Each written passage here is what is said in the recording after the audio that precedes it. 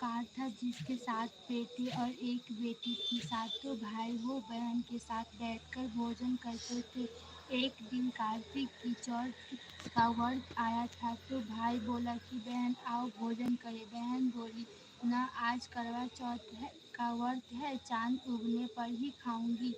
तब भाइयों ने सोचा कि चाँद उगने तक बहन भूखी रहेगी तो भाई ने दिया जलाकर दूसरे भाई को छलनी लेकर उसे ढाका और नकली चाँद दिखाकर बहन से कहने लगे कि चल चाँद उग गया, अर्घ दे ले। बहन अपने भाइयों से कहने लगी कि चलो अर्घ दे देते हैं।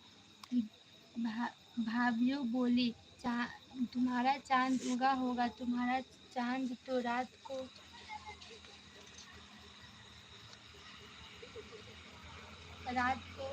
उगेगा। बहन ने जब अकेले ही अर्घ दे दिया और खाना खाने लगी तो उस पहले ही आग में बाल आ गया, दूसरे आग में कंकड़ आ गया, तीसरे आग मुंह की ओर किया तो उसकी ससुराल से संदेश आया कि उसका पति बहुत बीमार है, जल्दी भेजो।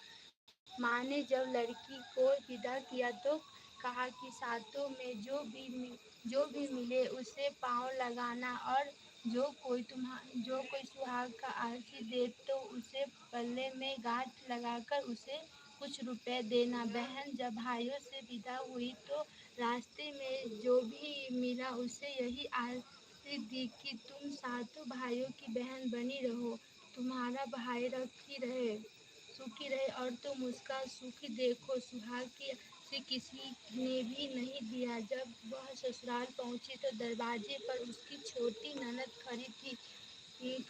वह उससे भी पाँव लगी तो उससे ननद ने कहा सुहागिन रहो, सपुत्री हो। तो उसने यह सुनकर पल्ले में गांठ बांधी और ननद को सोने का सिक्का दिया। जब भीतर गई तो सास ने कहा पति धरती पर पड़ा है तो वह उसके पास जाकर उसी से सेवा करने लगी, बैठ गई। बाद में सास ने दासी से 7 बची कुची रोटी भेज दी। इस प्रकार से समय बीतते बीतते बीस की चौथ आई तो चौथ माता बोली करवा ले भाइयों की प्यारी करवा ले। लेकिन जब उसे चौथ माता नहीं दिखाई दी तो वह बोली हे माता, आपने मुझे उजाड़ा तो आप ही मेरा कहती है धार करोगी, आपको मेरा सुहाग देना पड़ेगा। जब उस चौथ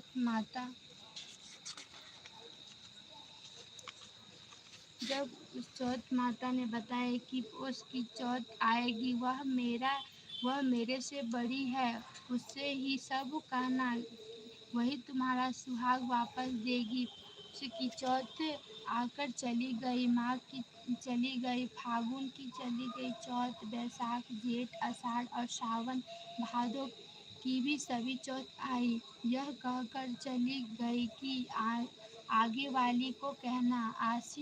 आसीन की चौथ आई तो उसने बताया कि तुम पर कार्तिक की चौथ नाराज उसी दिन तुम्हारा सुहाग लिया है वही वापस कर सकती है।